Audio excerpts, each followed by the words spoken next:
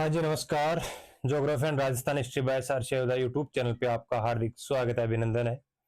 आशा करता हूँ कि आप सभी अच्छे होंगे, स्वस्थ होंगे, मस्त होंगे। हमारी जो रिकॉर्डेड क्लास का जो सेशन चल रहा है वो थोड़ा स्लोली चल रहा है, जिसमें हमारा जो पार्टीशन चल रहा है वो राजस्थान ज्योग्राफी में जो भौतिक प्रदेश है, जो आज जो अंतिम भौतिक प्रदेश रहेगा, दक्षिणी पूर्वी जो पठारी क्षेत्र है, उसके लेकर हमारी चर्चाएं रहेगी। इससे पहले अरावली है, पूरी मैदान है। पूरी मैदानों को 4 भागों में डिवाइडेशन किया था, माई का, पंजाब में चंबल का, बनास का, और उसमें बात करेंगे बाणगंगा का। पूरी राजस्थान में बाढ़ की समस्या उत्पन्न करने वाली नदी कौन सी थी? बाणगंगा थी। सर्वाधिक विस्तार की बात करें तो कौन सी थी? यहाँ पे चंबल नदी। पूर्णतः राजस्थान में बहने वाली जो नदी है कौन सी? बनास नदी है। इस प्रकार जो नदियों की चर्चा वो करेंगे हम जब राजस्थान की नदियां पढ़ेंगे तब। इन मैदानों के बाद में अब बात करेंगे दक्षिण जो पूरी मैदान जो पठारी क्षेत्र है इसको लेकर। दक्षिणी पूर्वी पठार, ये जो दक्षिणी पूर्वी पठारी क्षेत्र है इसका क्षेत्रफल कितना है? राजस्थान के ऑल ओवर क्षेत्रफल में देखें तो 6.89% क्षेत्रफल आता है। जनसंख्या की इसमें बात करें तो जनसंख्या यहाँ पर कितने प्रतिशत थी? 11% जनसंख्या निवास करती थी। ये जो क्षेत्र है, जो पठारी क्षेत्र है, वो राजस्थान इंडिया में बात करें तो राजस्थान है और मध्य प्रदेश के में विस्तृत है। और पठार का निर्माण कैसे हुआ है कि जो उद्भेदन होता है ज्वालामुखी का वो दो तरीके से होता है। एक तो होता है छिद्र के रूप में, एक होता है दरारों के रूप में। जो दरारों के रूप में जो लावा निकलता है वो क्या होता है? पतला होता है, ठीक है, या क्षारीय प्रकार का होता है। ये जो अम्लीय प्रकार का होता है छिद्र के रूप में निकलता है, इसमें जो निर्माण होता है किसका होता है? पर्वत का होता है। वो इसमें जो दरारी उद्भेदन से होता है तो इसमें निर्माण किसका होता है? पठार का होता है, ठीक है। तो राजस्थान के मैप में देखते हैं कि जो पठारी क्षेत्र है वो कौन सी जगह है राजस्थान की।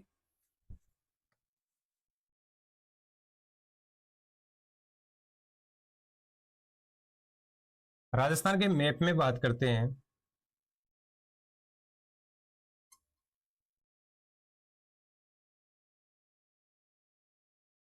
ये जो राजस्थान का मैप है इसमें जो हाड़ौती क्षेत्र है, दक्षिण पूर्वी पठारी क्षेत्र है, वो क्षेत्र आता कौन सा? ये कौन सा आता है? दक्षिण पूर्वी पठार, या इसे नाम दे दिया गया हाड़ौती का क्षेत्र। हाड़ौती का क्षेत्र इसे क्यों कहा जाता है? हाड़ौती क्षेत्र इसे क्यों कहा जाता है? क्योंकि चौहान वंशों की जो शाखा थी हाड़ा राजपूतों की, उस हाड़ा राजपूतों ने यहाँ पे क्या किया? शासन किया। तो उन हाड़ा राजपूतों के यहाँ शासन करने के कारण इस क्षेत्र को, या दक्षिणी पूर्वी पठारी भाग है, इसको नाम दे दिया गया हाड़ौती का क्षेत्र या हाड़ौती का पठार। हाड़ौती यानी कि हाड़ा राजवंश यहाँ पे शासन करने के कारण हाड़ौती। और जो पठारी भूमि है यहाँ पे किसका पठार, जो मध्य प्रदेश में पठार फैला हुआ है उसका भाग होने के कारण, पठारी क्षेत्र होने के कारण इसको नाम दे दिया गया हाड़ौती का पठार या हाड़ौती का क्षेत्र नाम से इसे दे दिया गया। अब इसमें देखते हैं कि भारत में अगर इसकी चर्चा करते हैं,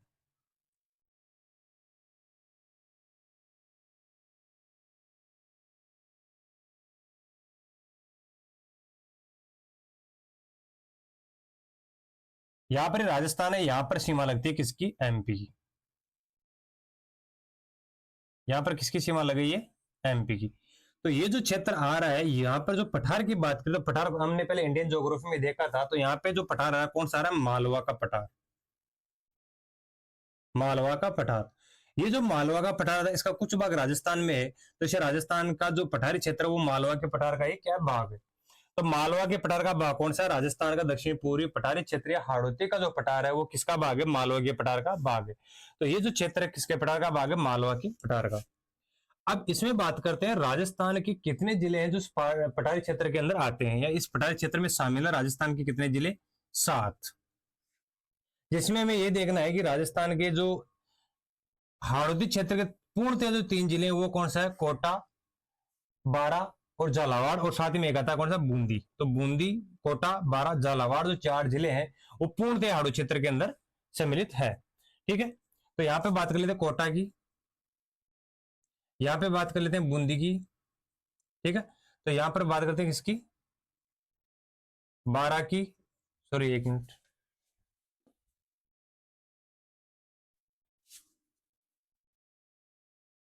यहां पर बात करें किसकी? 12। यहां पर बात करते हैं कौन सा? झालावाड़, ठीक है। अब थोड़ी यहाँ पे बात कर लेते हैं इन 3 के अलावा यहाँ पे कुछ सीमा लगती है। यहाँ पे कौन सा आ गया? बूंदी। इसके बाद में थोड़ा सा है बिजोलिया का, ठीक है। बिजोलिया का जो क्षेत्र है वो भी कुछ इस हाड़ौती क्षेत्र से लगा हुआ है, किसका? बिजोलिया का जो क्षेत्र है वो भी इससे लगा हुआ है। फिर राउतबाटा का जो चित्तौड़गढ़ का क्षेत्र है वो भी किससे लगा हुआ है? राउतबाटा का जो क्षेत्र कौन सी जगह है? चित्तौड़ से जो अलग है, घोड़े की नाल की आकृति वाला, तो वो भी किससे लगा हुआ है? हाड़ौती क्षेत्र से लगा हुआ। चित्तौड़गढ़ का कौन सा भाग है? राउतबाटा। राउतबाटा ये किसका है? चित्तौड़ का।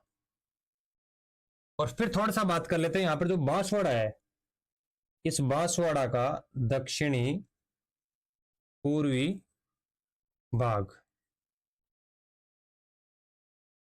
बांसवाड़ा का दक्षिण पूर्वी भाग है जो ये 7 जिले हैं, किसकी सीमा बने, किस क्षेत्र में रहते हैं? अपने हाड़ौती क्षेत्र या दक्षिण पूर्वी पठार क्षेत्र में। और ये जो भाग है किसका है?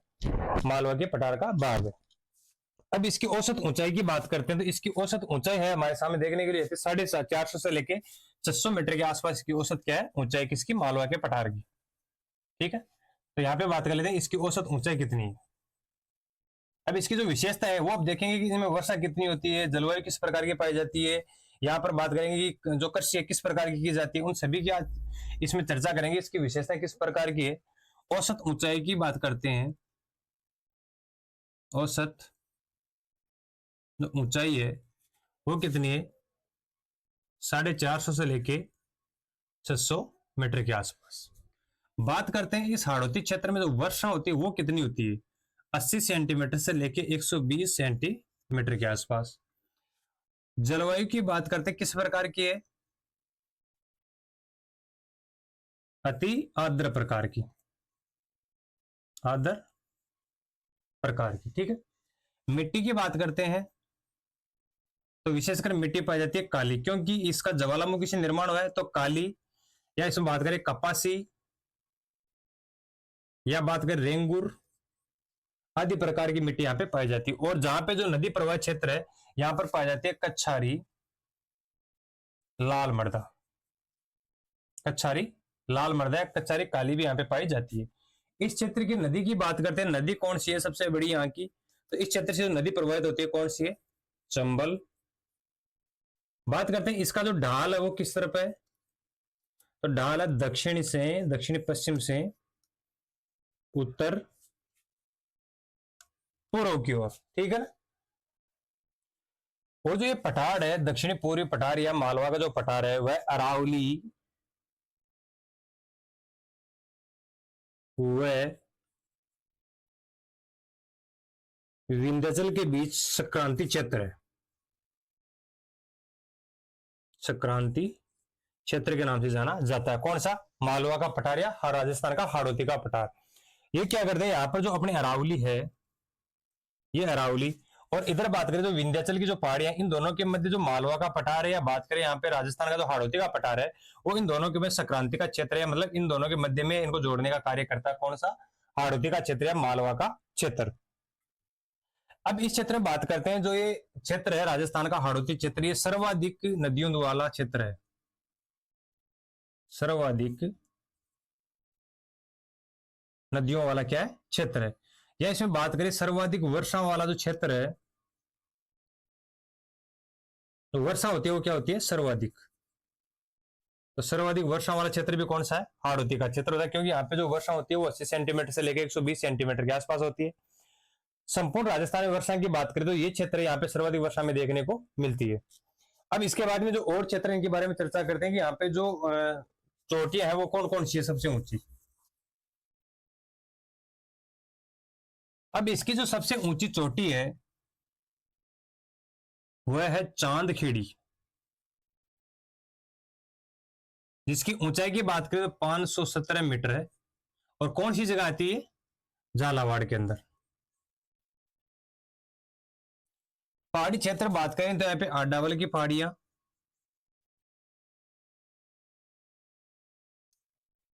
आडावल की जो पहाड़ी है वो कौन सी जगह है? बूंदी में। बात करें मुकुंदरा की पहाड़ियां,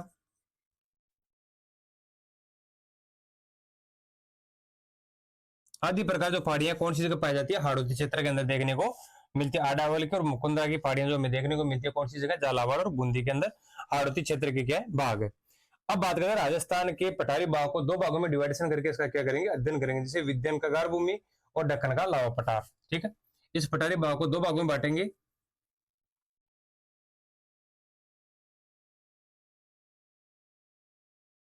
विंध्यन कगार भूमि व दक्कन का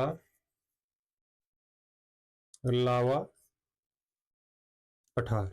ठीक है, अब इन दोनों के बारे में इसकी विवेचना कर लेते हैं। जो विंध्यन कगार भूमि है वो कौन सी क्षेत्र में आती है, वो दक्कन का जो लावा पठार है कौन सी जगह देखने को हमें मिलता है। पहले बात करते हैं विंध्यन कगार भूमि।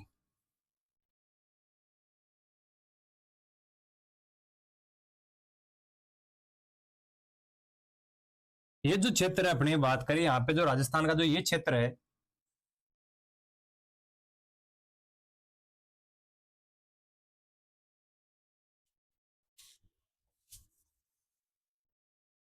बनास और चंबल के मध्य का जो क्षेत्र आता है,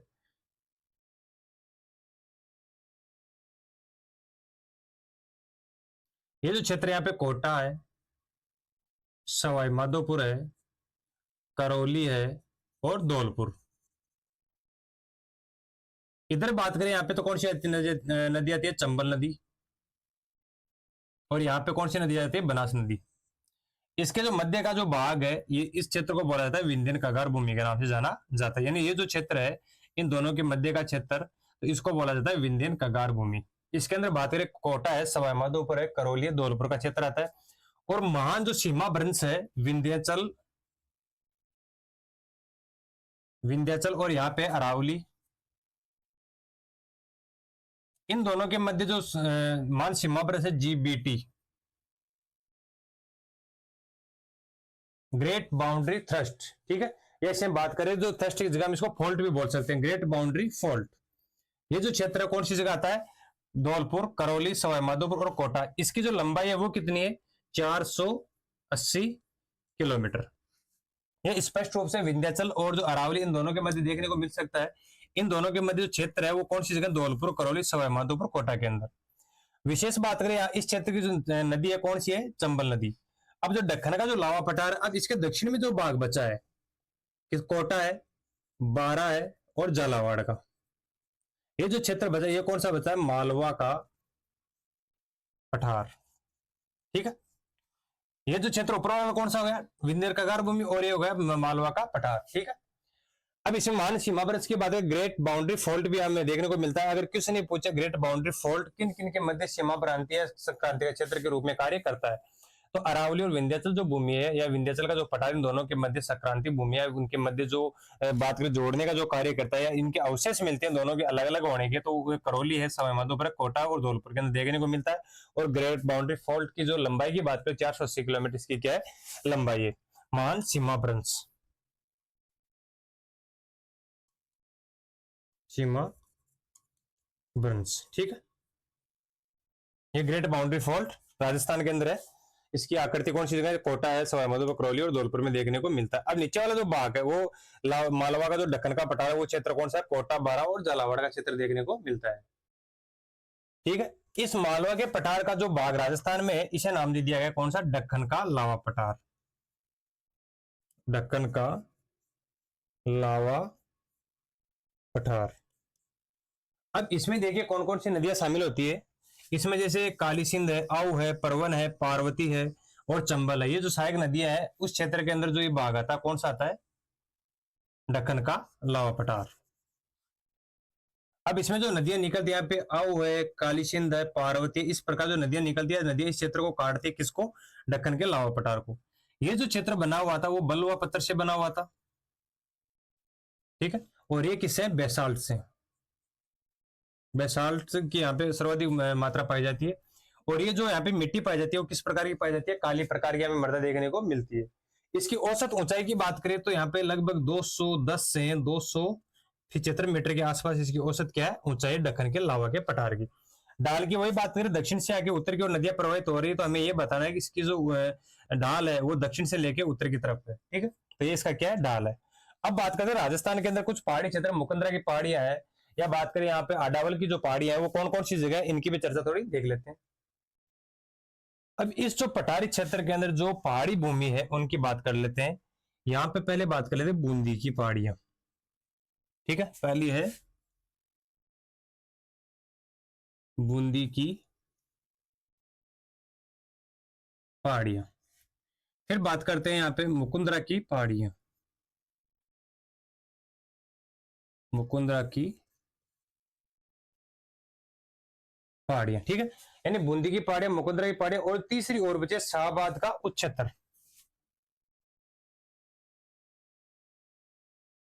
शाहबाद का उच्च क्षेत्र। बूंदी वाली कौन सी जगह आती है? बूंदी में। मुकुंदरा की पहाड़ी आती है झालावाड़ में। और शाहबाद वाली भूमि आती है किसमें? बारां में। बूंदी की जो पहाड़ियां है ये इस क्षेत्र में आती है, बूंदी वाले क्षेत्र में। तो ये जो पहाड़ी श्रृंखला है इसे मान लीजिए इस प्रकार की, तो इसकी जो लंबाई है कितनी है? 450, सॉरी 96 किलोमीटर। कितनी है? 96 किलोमीटर। 96 किलोमीटर। औसत ऊंचाई की बात करते हैं तो 353 मीटर इनकी औसत क्या है? ऊंचाई है, ठीक है। अब इसके अंदर जो कुछ दर्रे पाए जाते हैं उन दर्रे की बात है, जैसे जेतारण का जो रामगढ़ दर्रा है, लाखेरी दर्रा है,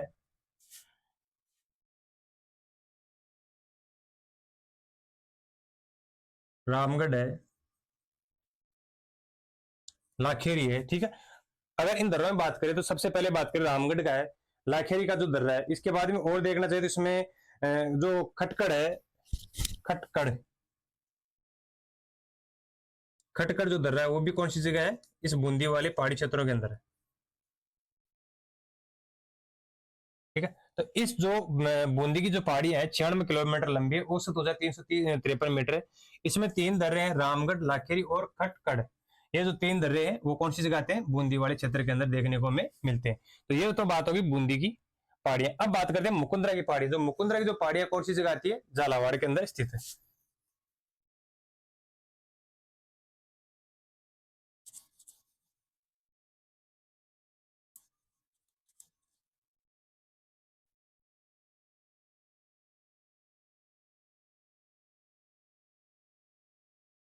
ये कौन सा है? झालावाड़,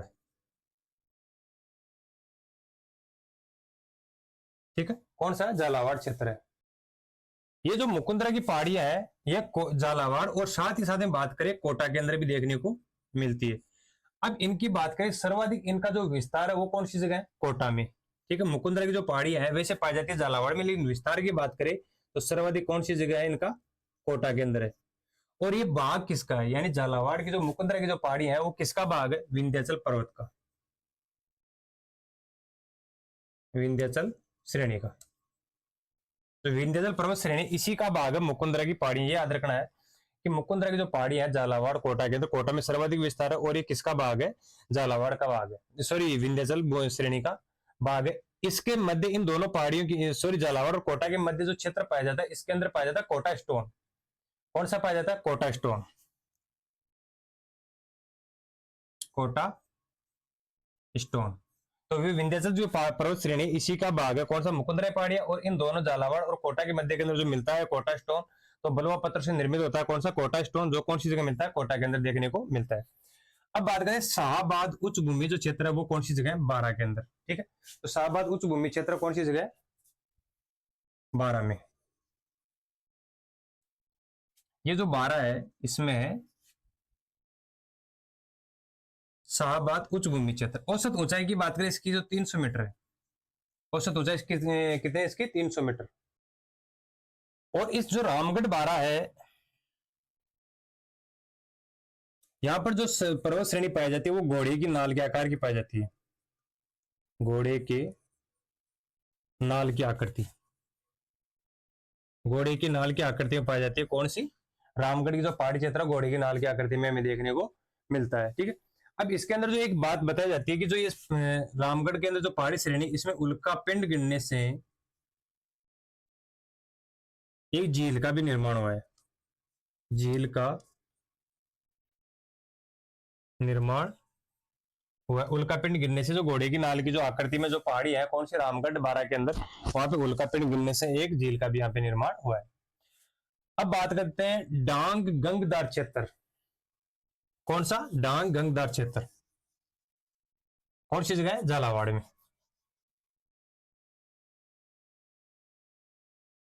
ठीक है। जो झालावाड़ का पठार है, ठीक है, झालावाड़ क्या है, पठार है। इसी का हमें भाग देखने को मिलता है गंगदार क्षेत्र। ये जो पठारी भाग है ये किसका भाग है, मालवा का। हमें यहाँ पे दो भाग देखने को मिलेंगे, मालवा और विंध्याचल, यानी कि जो राजस्थान का जो हाड़ौती क्षेत्र है या दक्षिण पूर्वी पठारी क्षेत्र है, इसमें मालवा और जो विंध्याचल भूमि, इन दो को हिस्से देखने को मिलते हैं। इस मालवा का जो पठारी क्षेत्र है, यानी कि जो झालावाड़ का पठार है, मालवा का हिस्सा है, यहाँ पर जो दक्षिणी पश्चिमी जो भाग आता है, इसे नाम दिया गया डांग गांगदार क्षेत्र। ठीक है, डांग गांगदार क्षेत्र किसे नाम दिया गया, झालावाड़ के अंदर जो दक्षिण पश्चिमी जो पठारी भाग है, किसका भाग है, झालावाड़ के पठार का, इसे नाम दे दिया गया डांग गांगदार क्षेत्र, इसे नाम दे दिया गया है। अब इसमें देखते हैं कि जो कुछ एक आध पठार है जो मालवा के इस पठार का भाग, ये सॉरी हाड़ौती के पठार का भाग है, कौन सा है, बिजोलिया का जो पठार है। ठीक है, जो उपरमाल का जो पठार है, कौन सा, उपरमाल का पठार,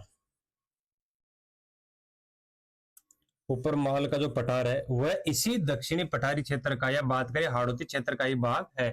तो बिजोलिया से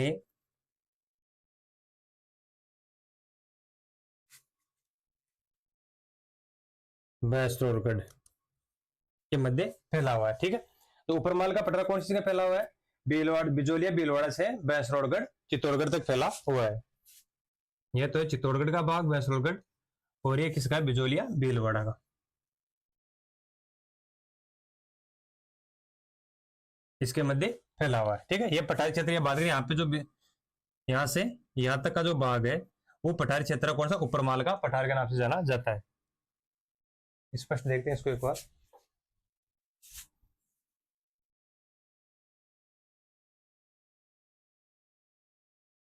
यहाँ पर तो है भीलवाड़ा और यहाँ पर है चित्तौड़।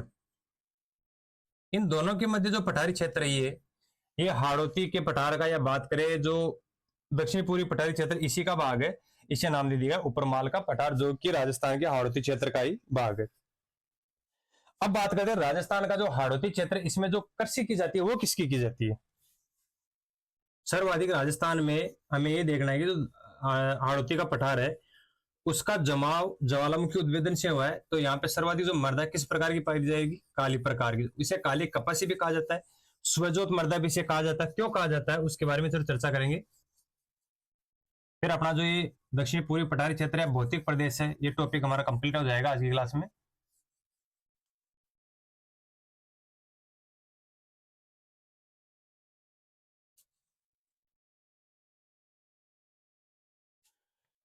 अब देखते हैं हाड़ौती क्षेत्र में जो फसल है वो कौन सी बोई जाती है। फसल की बात करें तो कपास है, सोयाबीन है,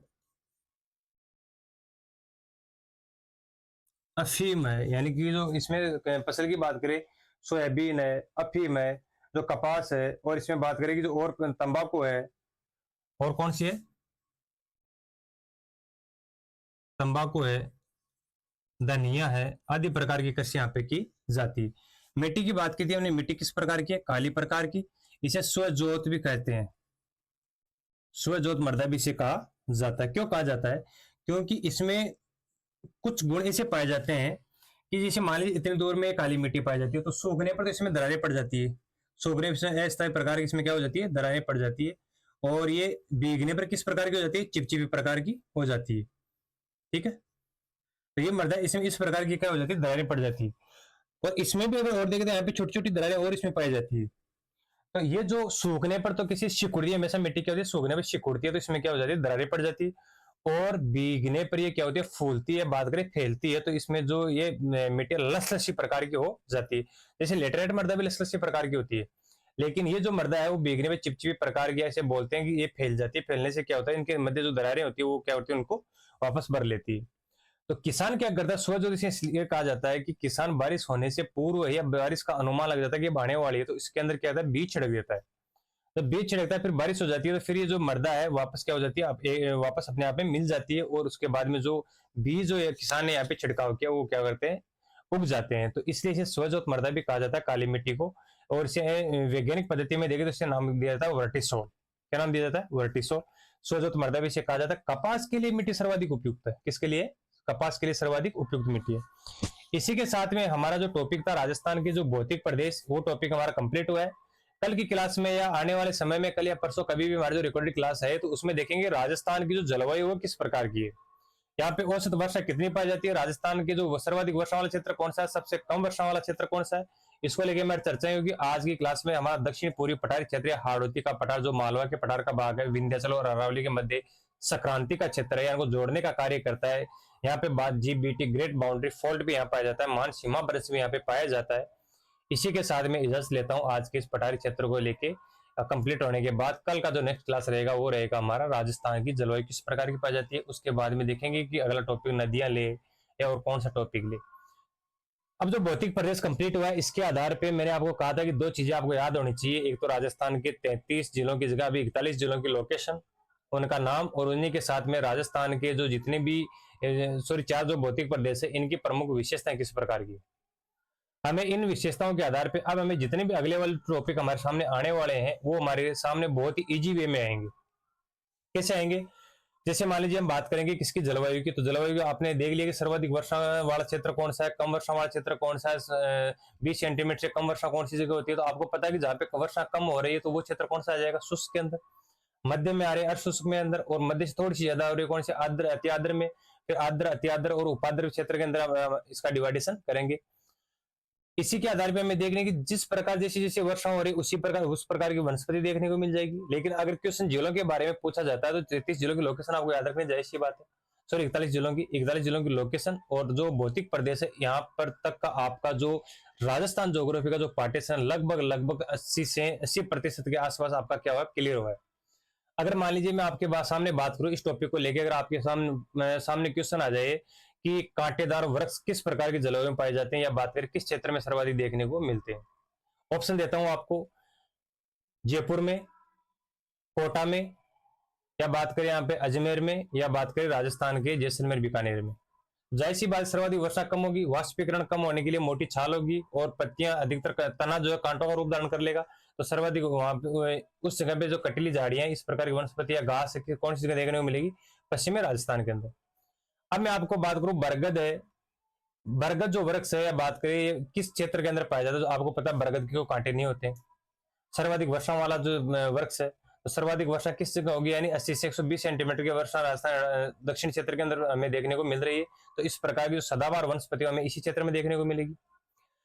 अरे शुष्क प्रकार की जो मर्द जो वनस्पति है हमें किस जगह देखने को मिलेगी, जहां हमने इसको देखा है कि अरावली के जो आसपास वाला जो क्षेत्र राजस्थान को बराबर 2 भागों में डिवाइडेशन कर रहा है। तो इस क्षेत्र में जो हमें वृक्ष देखने को मिलेंगे वो अर्धशुष्क प्रकार की जलवायु या अर्धशुष्क प्रकार की जो वनस्पति हमें देखने को मिलेगी। तो इसी को लेकर हमारा राजस्थान का जो पार्ट है, कौन सा, भौतिक प्रदेश जो चारों है, वो हमने विस्तार पूर्वक इसका अध्ययन किया है। नेक्स्ट क्लास में देखेंगे राजस्थान की जलवायु किस प्रकार की। जहां तक के लिए सभी को नमस्कार, राम राम से।